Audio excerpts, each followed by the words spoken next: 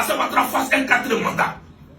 Je dis ce matin devant la presse, nous demandons au président Alassane Ouattara, les Ivoiriens demandent au président Alassane Ouattara de faire un 2e mandat dans la 3e République. Et personne ne peut empêcher ça. C'est vrai que nous sommes en démocratie. Mais personne ne peut empêcher ça. À un moment donné, quand on fait de la politique, il faut respecter un certain nombre de choses. C'est trop. Ouattara fait 4 mandats, trop c'est trop. Les dirigeants volent, trop c'est trop. Trop c'est trop. Trop c'est trop. Mais trop c'est trop à quoi? Mais trop c'est trop à vos mensonges. Trop c'est trop à vous-même. Trop c'est trop à vous-même. Parce qu'à un moment donné, dans ce pays-là, quand on aime la Côte d'Ivoire, et qu'on aspire, et qu'on a porté, à un moment donné, on a été président de la République, et qu'on a créé un nouveau parti.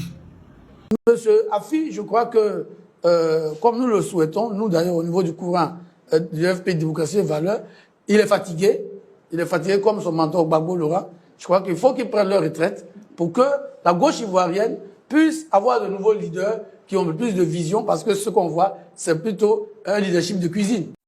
Voilà, il y a l'autre qui dit que non, il a vendu le pays.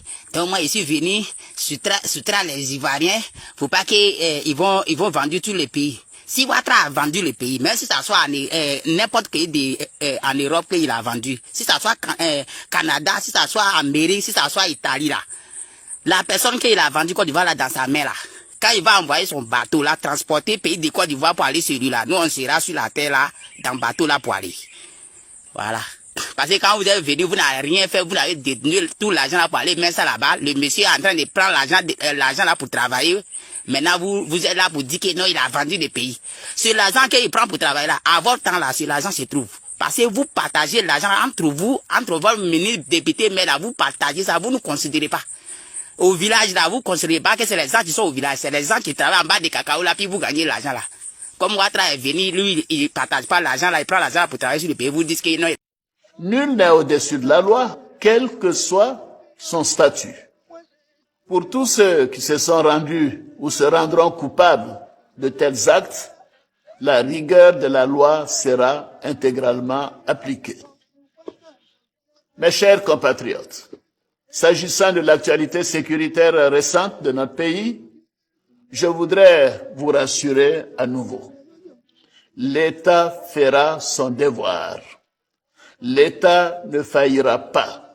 L'État sera là pour garantir la paix si chèrement conquise, ainsi que la sécurité des Ivoiriens et la stabilité de la Côte d'Ivoire. Nul ne pourra perturber cet objectif. Aucune tentative de déstabilisation de la Côte d'Ivoire ne pourra prospérer. Pour tous ceux qui se sont rendus ou se rendront coupables de tels actes, la rigueur de la loi sera intégralement appliquée.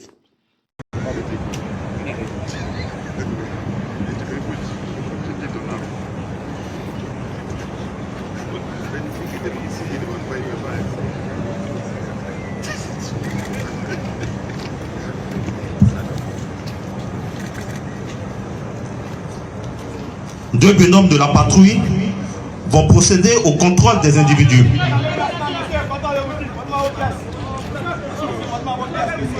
Ceux-ci refusent d'obtempérer et tentent d'agresser les gendarmes. Des techniques de maîtrise sans arme de l'adversaire, acquises lors de la formation, sont mises en exergue pour les neutraliser. Au cours de l'intervention, l'un d'eux parvient à s'échapper et va ensuite alerter ses amis.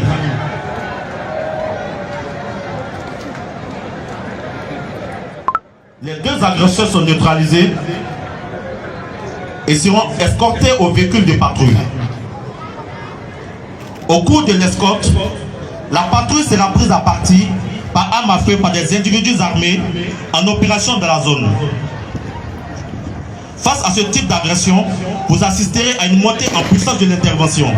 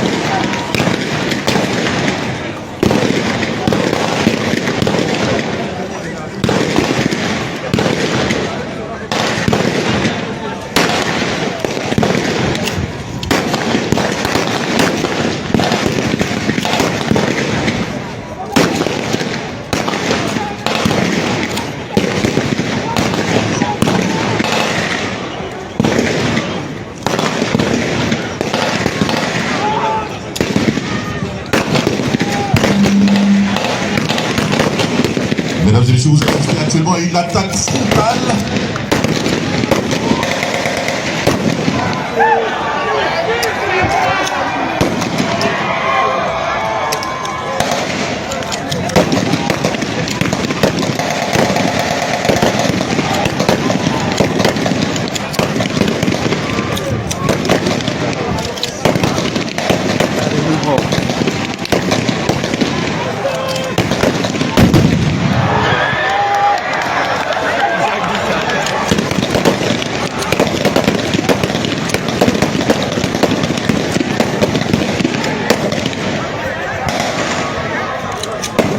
Mesdames et messieurs, vous allez assister à un décrochage latéral.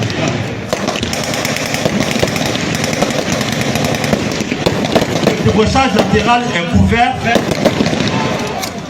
par les grenades fumigènes.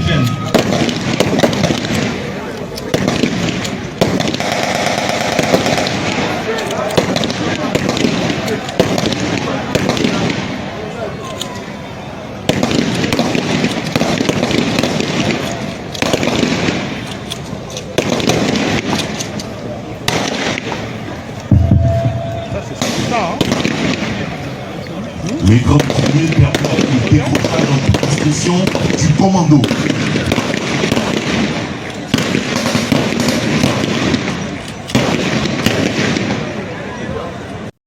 N'est pas commando qui veut, comme le rappelait tout à l'heure le général commandant supérieur de la gendarmerie nationale, c'est un état d'esprit, ce sont des comportements, c'est être républicain. Ce sont des éléments qui sont formés pour faire face en tout lieu, en tout temps, en toutes circonstances, à toute velléité de banditisme, de désobéissance civile, et j'en passe, de déstabilisation des institutions de la République.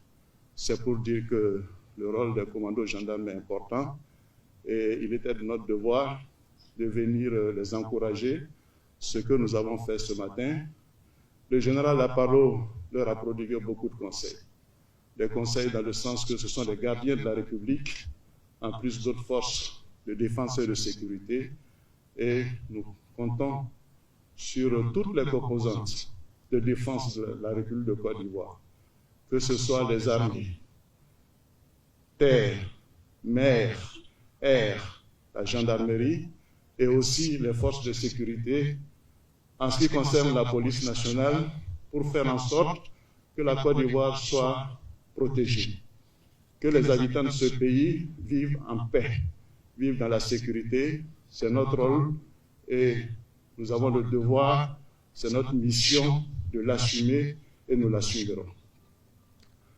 Alors, tout ceci n'est possible qu'en mettant à la disposition des éléments, un certain nombre de conforts du point de vue médical, du point de vue de la mobilité, des forces de défense et de sécurité. Nous avons tout à l'heure visité le bloc chirurgical de la gendarmerie du camp d'Agban. Nous avons ensuite maintenant remis du matériel de mobilité.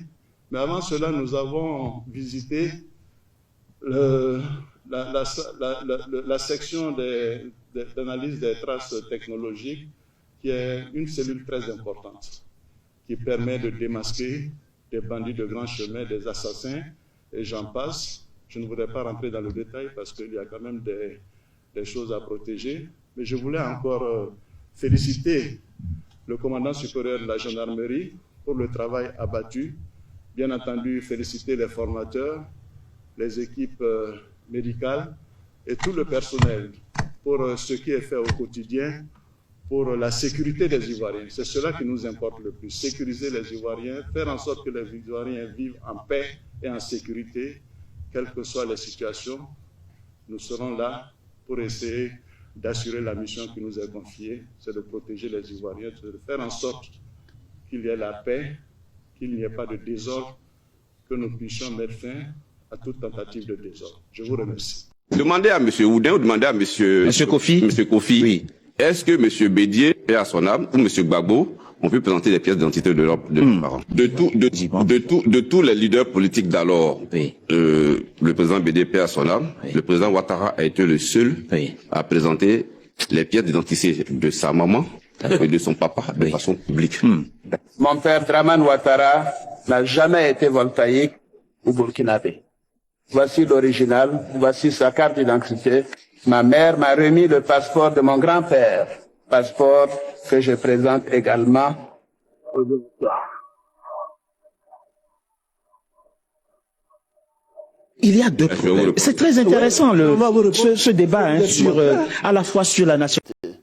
Quand je vois tout ce qui a été déversé sur ma personne, en insulte, en insinuation, alors que j'ai toujours bâti ma carrière sur ma dignité et ma réputation.